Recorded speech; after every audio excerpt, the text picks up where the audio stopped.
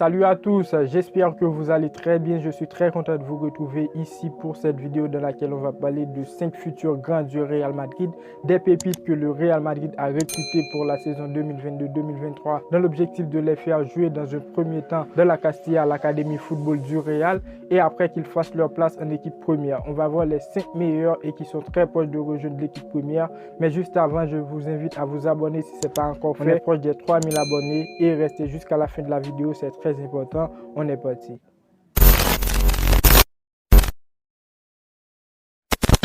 Pour ce mercato, le Real Madrid a déposé 400 millions d'euros pour effectuer des recrues. Tout le monde pensait que le Real Madrid allait faire un mercato extraordinaire. 400 millions d'euros, on pourrait recruter n'importe quel joueur pour l'équipe première. Mais c'était le contraire du côté du Real. Ils ont recruté 2 joueurs pour renforcer l'équipe première, Rudiger et Tchouaméni. Seulement un peu coûteux pour Tchouaméni, 100 millions d'euros, et Rudiger est venu gratuit en provenance de Chelsea. Bref, j'espère qu'ils vont passer une très bonne saison. Après les frérots, le Real Madrid a fait la chose que je trouve très importante, c'est jeter un œil sur l'académie pour préparer le futur. Les 5 joueurs dans la vidéo sont pour moi le futur du Real Madrid dans la Castilla. Je vais vous les présenter et à la fin de la vidéo, je vous dirai pourquoi. Premier joueur, Noel Lopez, il a 19 ans, signé au Real Madrid en provenance de Deportivo La Corogne. C'est un joueur qui a déjà fait ses débuts en pro, un attaquant avec de nombreuses qualités. À Deportivo, il a joué 38 matchs et marqué 5 buts et une passe décisive. Il a été courtisé par de nombreux clubs.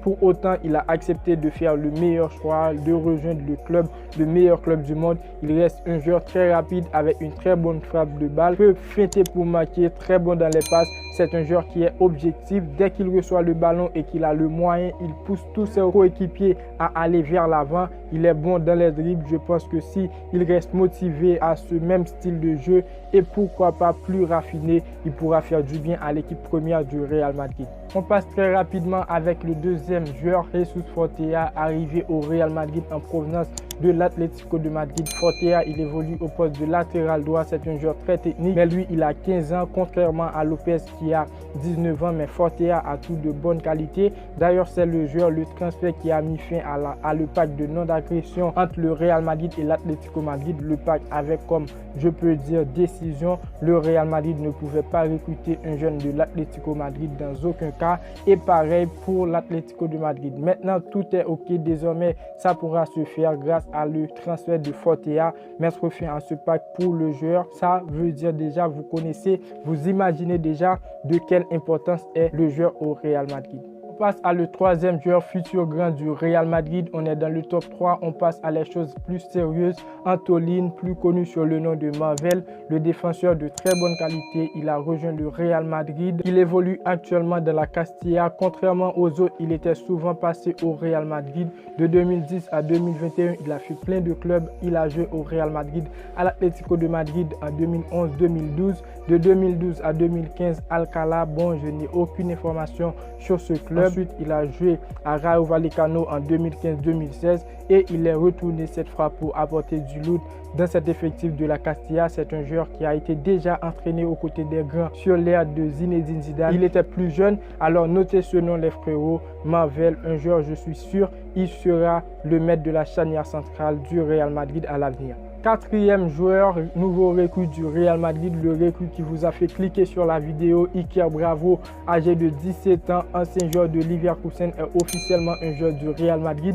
Il a été formé au FC Barcelone et ensuite rejoint le Bayern Leverkusen où il a fait exploser tout son talent. C'est un attaquant qui, pour son jeune âge, est très technique, très rapide, peut marquer. Selon les informations du transfert, ça s'est bouclé sur une forme de prêt d'une saison avec une option d'achat de plus de 6 millions d'euros.